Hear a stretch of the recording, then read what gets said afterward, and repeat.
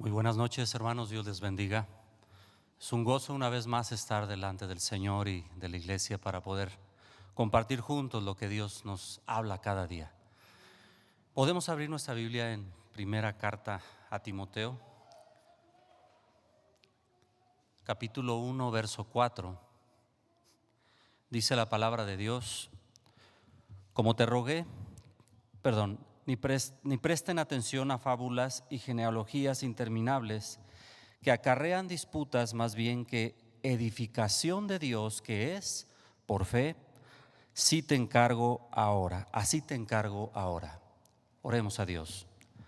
Señor Dios, te damos gracias en esta noche que nos has dado la oportunidad de poder estar juntos una vez más como hermanos, pese a las situaciones que estamos viviendo. Señor, guarda nuestras vidas y permite, Padre, que cada día podamos ser edificados en tu Espíritu, cada día como un solo templo hacia la salvación, Padre. Gracias te damos en el nombre de Jesús. Amén. Bueno, exactamente el tema es edificación de Dios, que es por fe. Amén. Y bueno, pues acabamos de terminar, el día de ayer terminamos de meditar la segunda carta de Pedro, ¿verdad? Así como Pablo también enfatiza en su carta, que hoy también empezamos a meditar, cómo la iglesia debía tener cuidado con aquellos que torcían la palabra de Dios y abusaban de aquellos que no tenían el suficiente conocimiento o en su defecto eran tibios en la fe.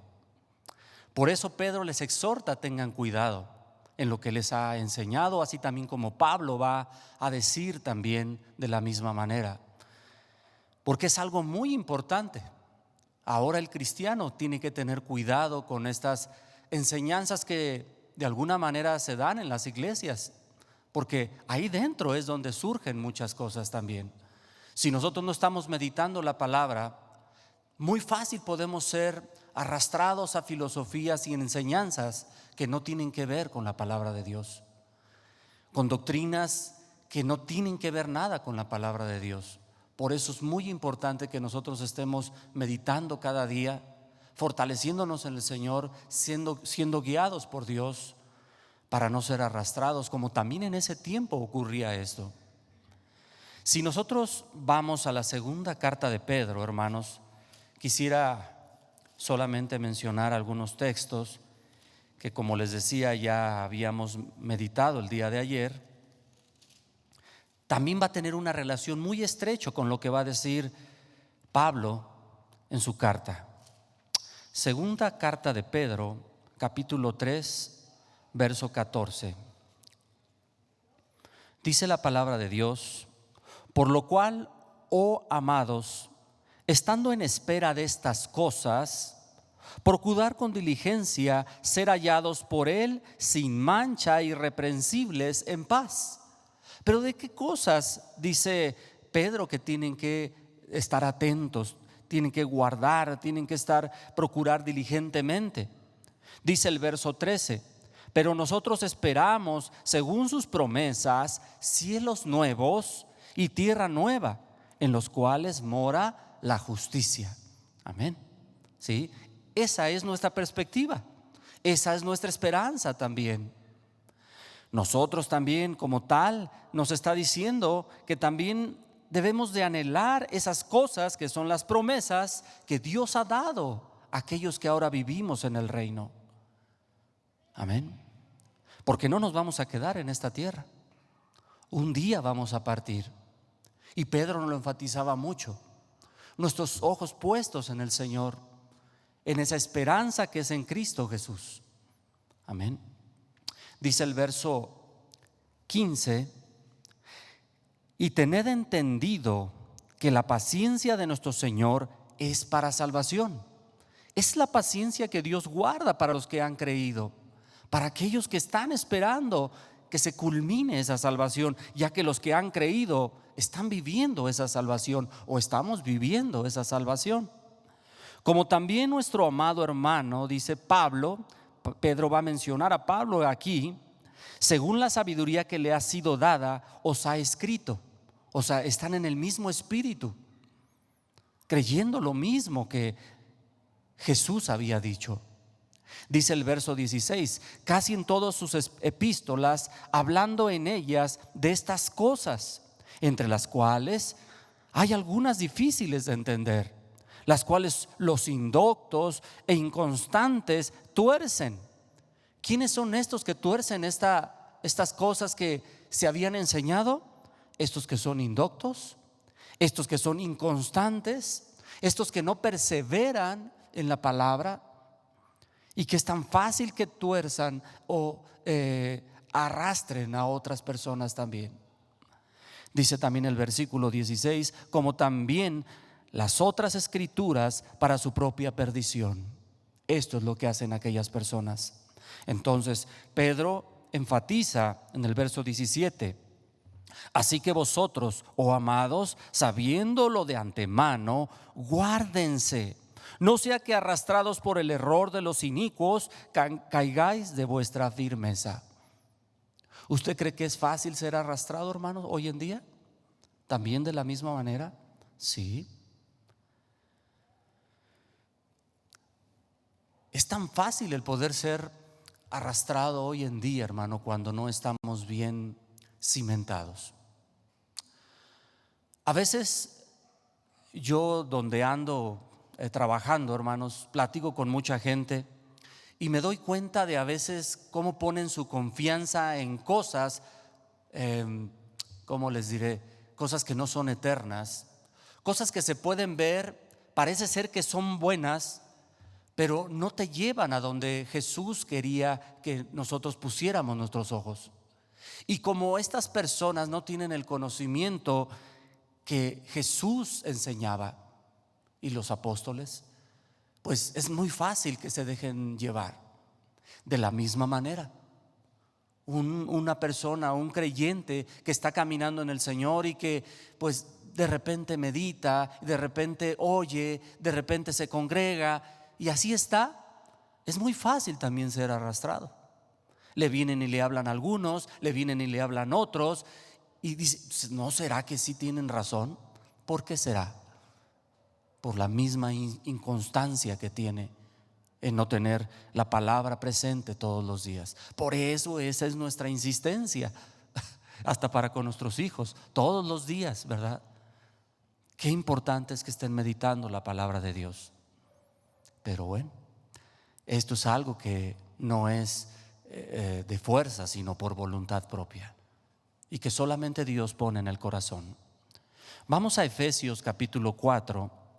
También, como así decía Pedro, Pablo escribía todas estas cosas en sus cartas, y es algo que viene haciendo en todas sus cartas, así como Pedro también, enfatizando este cuidado que debía tener la iglesia con las enseñanzas que ellos habían tenido durante todo el tiempo que les enseñaron. En el capítulo 4 de Efesios, hermanos, verso 14. ¿Por qué es importante esto que les estoy diciendo? Dice la palabra: para que ya no seamos niños fluctuantes, llevados por donde quiera de todo viento de doctrina, ¿sí? Por estratagema de hombres que para engañar emplean con astucia, ¿qué? Las artimañas del error, ¿sí? Es muy importante. Desde ese tiempo los mismos discípulos enfatizaban esto a la iglesia: tengan cuidado, porque esto va a suceder. Y hoy no, hoy también está sucediendo. Y si nosotros no tenemos cuidado, qué fácil es dejarnos engañar. Pablo también enseña cómo tiene que ser edificada esta iglesia. ¿De dónde viene esta edificación?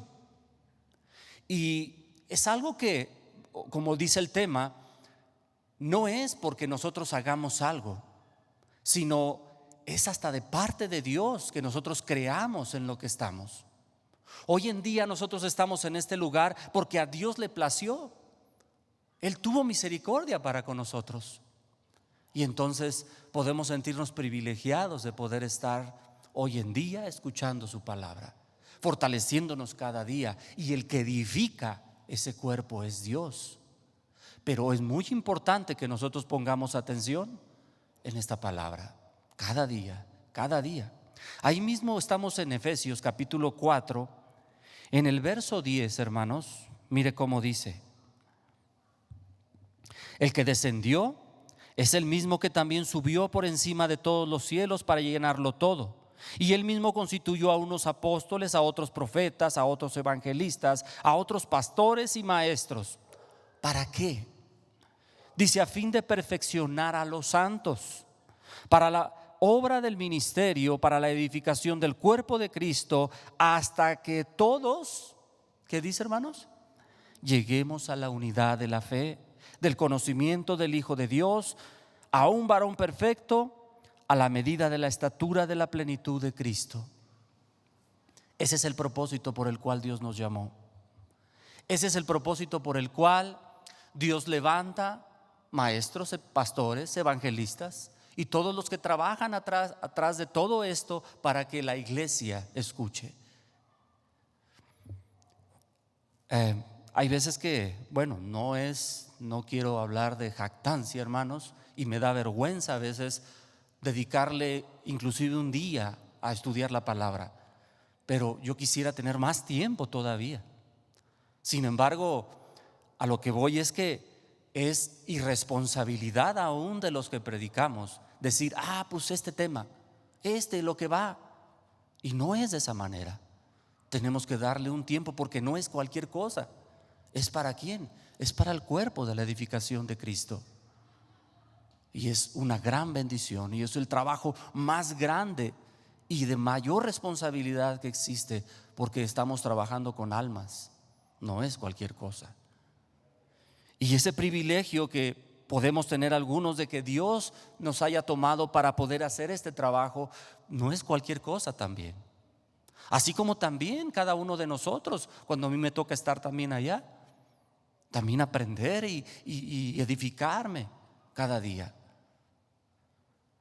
Pero es muy importante esto, porque como dice Pablo, esto es importante hacia la iglesia, porque es la edificación del cuerpo de Cristo. Verso 15, hermanos, de ahí mismo del capítulo 4: sino que siguiendo la verdad en amor, crezcamos en todo en aquel que es la cabeza, esto es, en Cristo. Verso 17: esto pues digo y requiero en el Señor, que ya no andéis como los otros gentiles que andan en la vanidad de su mente. En ese tiempo también había de esta manera, sí, en todos los tiempos ha habido. Pero Pablo insistía en que no anduvieran igual que los otros. Verso 18: teniendo el entendimiento entenebrecido, ajenos a la vida de Dios por la ignorancia que en ellos hay, por la dureza de su corazón, los cuales después que perdieron toda sensibilidad se entregaron a la lascivia para cometer con avidez toda clase de impureza, mas vosotros no habéis aprendido así a Cristo. Ahora me doy cuenta, hermanos, bueno, no sé, no podemos evaluar a cada uno como creyente. No sabemos quién en algún tiempo se va a separar del evangelio, como lo hemos visto en muchos lados, ¿no? A veces pensamos por vista que aquel hermano, aquella hermana es tan espiritual, así lo decimos, y que va a perseverar hasta el fin. Y ya lleva 10 años o 15 años. Y de repente es tan fácil ser arrastrado y de repente ya se perdió. Lo vemos perdido en el mundo. ¿Cuántos casos tenemos así? Y bueno, pues eso es lo que de alguna manera hoy en día también nosotros tenemos que cuidar. No es el tiempo que llevamos en el evangelio, es la constancia que tenemos en esa comunión con Dios cada día, cada día, cada día, cada día. El pan de cada día. Amén. Entonces no vamos a ser arrastrados de esa manera, como otros que por no tener esa constancia es muy fácil que se aparten del Señor. ¿Sí, hermanos? Regresemos a segunda carta de Pedro, hermanos.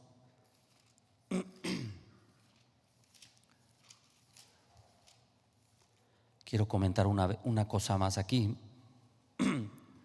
Y Pedro termina su carta motivando a la iglesia, fortaleciendo a la iglesia y animándola a que no desperdicie y no eche en saco roto lo que ha aprendido, lo que se le ha dado, porque se le dio una gran bendición espiritual. Dice en el capítulo 3, verso 18, terminando su carta, dice Pedro: antes bien, creced en la gracia y en el conocimiento de nuestro Señor y Salvador Jesucristo. A Él sea la gloria, ahora y hasta el día de la eternidad. Amén. ¿Sí? ¿En qué les motivaba a que ellos crecieran? En la gracia y en el conocimiento del Señor Jesús. Amén. Porque entonces no va a haber cosa, decía Pablo, ni la muerte, ni lo profundo, ni nada puede separarnos del amor de Dios. ¿Sí, hermanos? A Pablo le era muy importante que lo que había enseñado y lo que se enseñaba en las iglesias, hermanos, fuera una sana doctrina. Ya que en ese tiempo, como también ahora, hermanos, es muy importante eso. Era muy fácil también ser arrastrados por aquellos que no tenían el conocimiento del sacrificio de Cristo. Y eso es lo que Pablo quiere reforzar también, así como Pedro lo veíamos en su carta. Vamos a ir a primera carta a los Corintios, hermanos, y vamos a ver cómo Pablo también quiere reforzar esa área, donde de alguna manera era una iglesia un poquito conflictiva. Yo creo que una de las muchas que había. Primera carta a los Corintios, capítulo 2.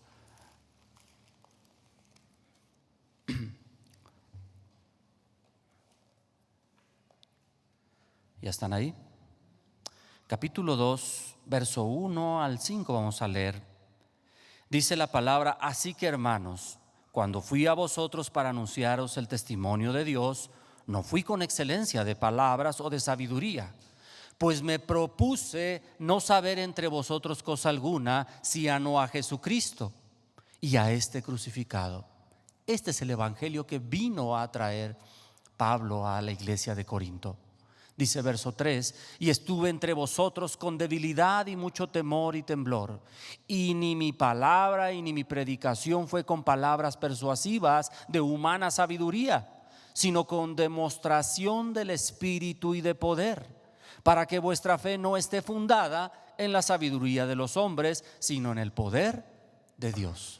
Amén. Entonces, qué importante es, aunque cuando nosotros tenemos que hablar de la palabra, ¿qué tenemos que hablar en sí con una persona que a veces decimos, ¿qué le hablamos? ¿Qué le decimos? ¿Verdad? Usted se ha dicho, ¿qué le digo? Háblele la palabra nada más. ¿Quién cree que va a tener el poder? ¿Usted o la palabra? La palabra de Dios. Amén. Entonces, lo que tenemos que hacer sencillamente es hablar la palabra. Me ha tocado a veces, bueno, ya tiene ratito que no voy, y bueno, a funerales, y a veces no sé qué hablar, de veras, así digo, ¿y qué voy a decir? ¿Y si me roquean? ¿Y si esto? ¿Y si el otro? Y hermano, de veras empiezo a hablar la palabra y termino hablando la palabra.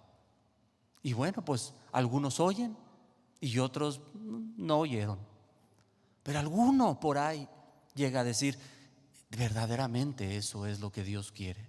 Y bueno, cae ahí esa semilla, hermano. Usted hable la palabra. La palabra tiene poder. No somos nosotros. Bueno, y eso es lo mismo que va a decir a su discípulo Timoteo, ahora Pablo también, ya que de él aprendió Timoteo. Pablo en la carta escribe a Timoteo y también va a presentarse como aquel enviado de Dios, o sea, Pablo. no es Él, no, así lo veíamos ahorita, que no son las palabras persuasivas que tiene, sino es el poder de la palabra. Dice que ahora Cristo es su esperanza. A pesar de todo lo que sabía Pablo y lo que aprendió por revelación de Dios, ahora dice que su esperanza es Cristo. Y va a recordarle a Timoteo de qué fe es. ¿Sí? Decía Joel hace rato, no es una fe fingida, es una fe verdadera, en la cual él está y él aprendió, para que tenga él cuidado también ahí donde lo dejó en Éfeso. Ajá. Y entonces ahora Timoteo también pueda enseñar con esta sana doctrina. Eso es lo que va a tratar, en pocas palabras, casi la carta que de hoy en adelante vamos a empezar a meditar. Vamos ahí entonces a primera carta a Timoteo y vamos a ver algunos puntos también.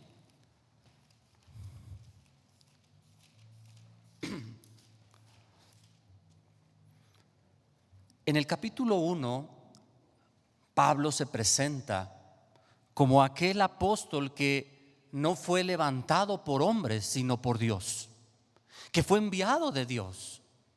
En el verso 1 y el verso 2 va a presentar esta situación y va a presentar a Timoteo como nacido de Dios de arriba, de un Dios todopoderoso. En esa fe es la que ahora quiere que también se mantenga Timoteo.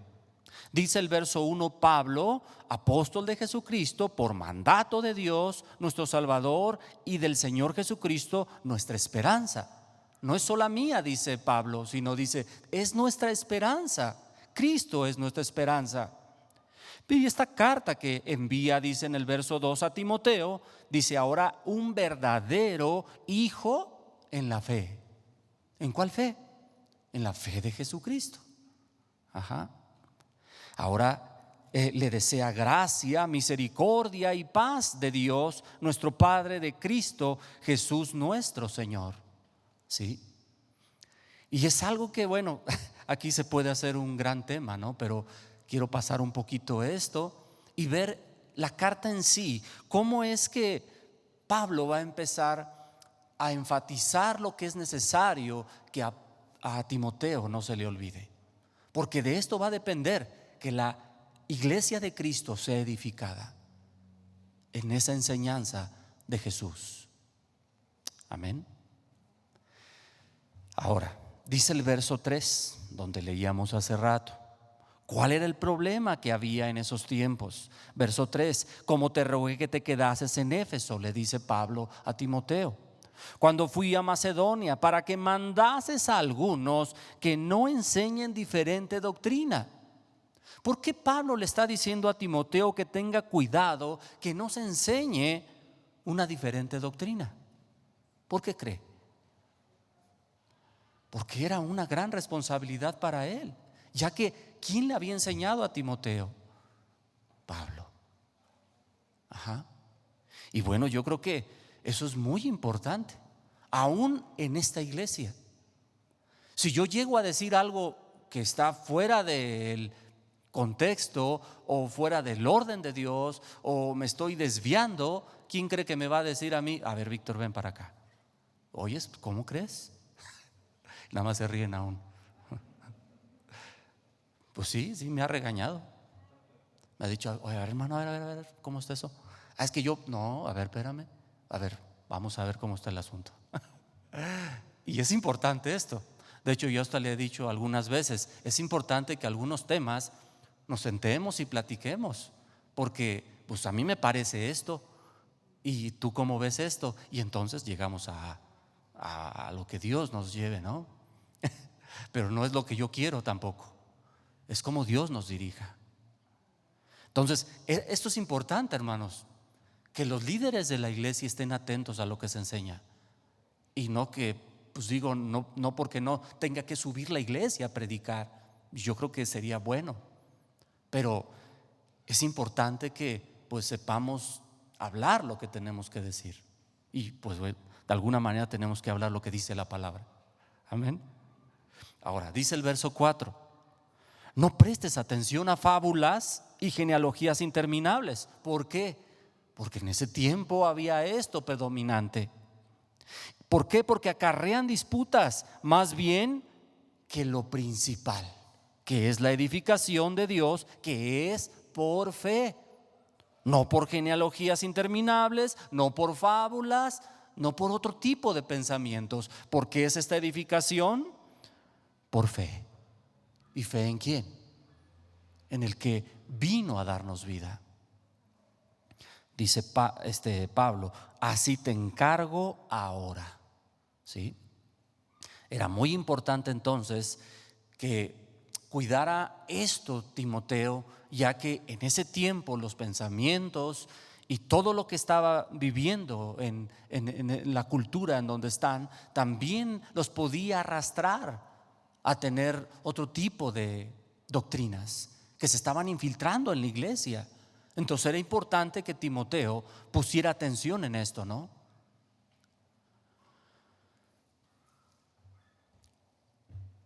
Recordemos que en el tiempo cuando vino Jesús, hermanos, de hecho, esta era la disputa que había entre los fariseos, por ejemplo, entre aquellos religiosos, ¿no?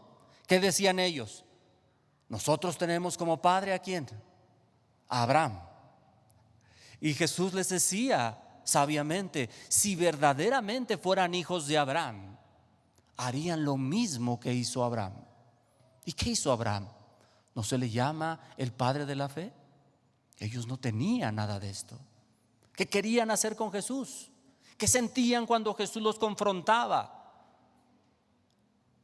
Porque aún ni la misma ley a ellos los confrontaba con su pecado, ya que religiosamente hacían todas las cosas y prácticas y ritos que hacían, pero no cambiaban su vida y no era un verdadero cambio.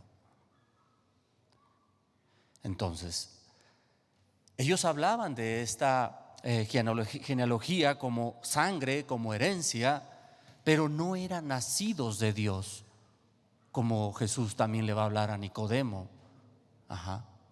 que tenía que nacer de arriba, no solamente por genealogía como tal de carne, sino verdaderamente en Dios, nacer de arriba, como también lo habla en Juan capítulo 1 del 1 al 12. Y bueno, lo vamos a ver un poquito más claro, hermanos, en Romanos capítulo 9. Pablo lo va a explicar un poquito más claro aquí. Y se los dice en su carta a los romanos.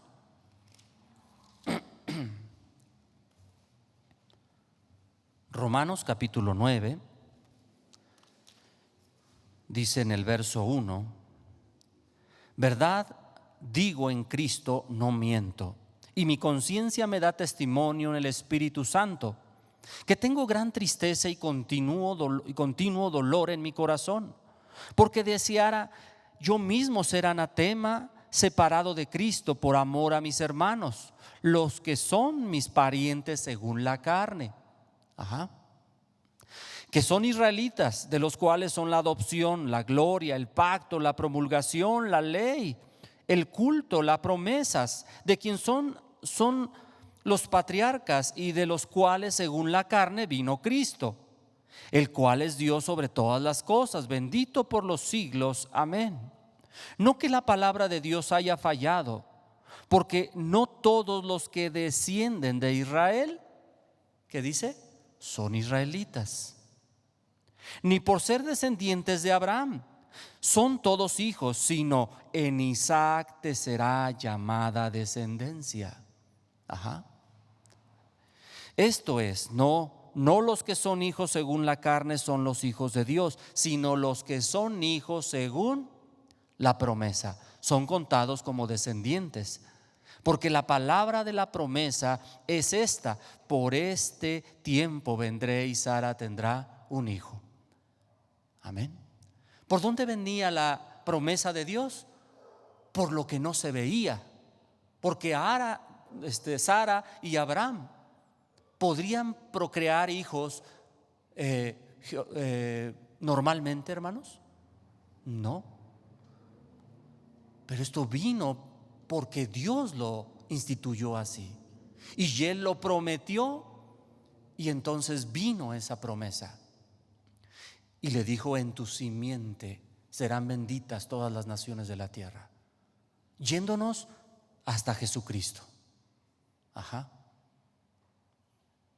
Entonces, de eso estamos hablando. Ellos no creían en esa promesa. Ellos simplemente creían en la carne y en la sangre, creyendo en la descendencia por genealogías y ritos que ellos hacían. Pero esta promesa de Dios no la aceptaban. Por eso es que estos son los verdaderos hijos de fe. Ajá. Y la edificación que Dios da no es por genealogías o por ritos o por prácticas, o porque nosotros meditemos la palabra, hermanos, también, sino porque nosotros realmente creamos que Él es nuestro Señor y que seamos gobernados por Él. ¿Sí estamos de acuerdo? Vamos a regresar a primera carta a Timoteo, hermanos.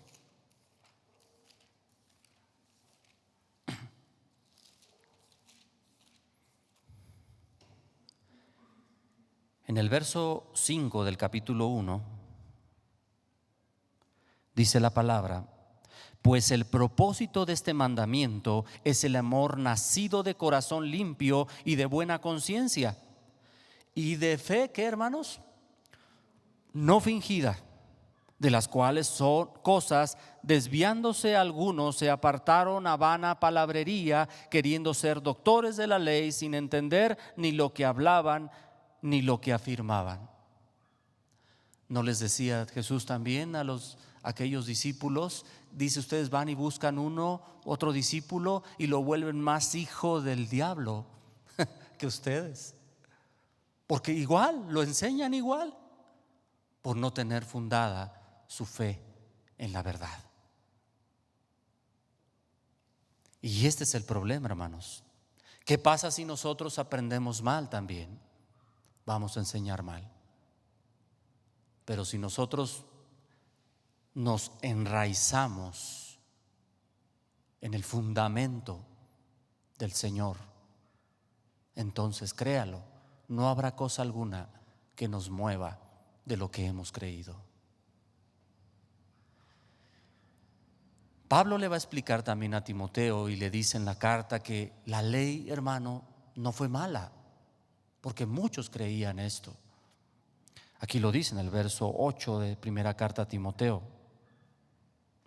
pero sabemos que la ley es buena. No era mala, la ley es buena si uno la usa legítimamente, conociendo esto, que la ley no fue dada para el justo. ¿Por qué la ley no fue dada para el justo? ¿Sería necesario que él supiera que era robar? Si sabía que era malo. Pero esto era ¿para quién entonces? Para el que robaba y que no sabía. Por eso lo dice así: sino para los transgresores, para el pecador, y desobedientes, para los impíos, para los pecadores, para los irreverentes y profanos, para los patricidas, para los matricidas, para los homicidas, para los fornicarios, para los sodomitas, para los secuestradores, para los mentirosos y perjuros, y para cuanto se oponga a la sana doctrina. En pocas palabras, ¿para quién era la ley? Para este que pensaba que estaba bien, pero cuando fuera confrontado con esa palabra, él se convirtiera al Señor y entonces fuera dirigido y gobernado por Dios hasta que Jesús viniera. Bueno, antes en el Antiguo Testamento.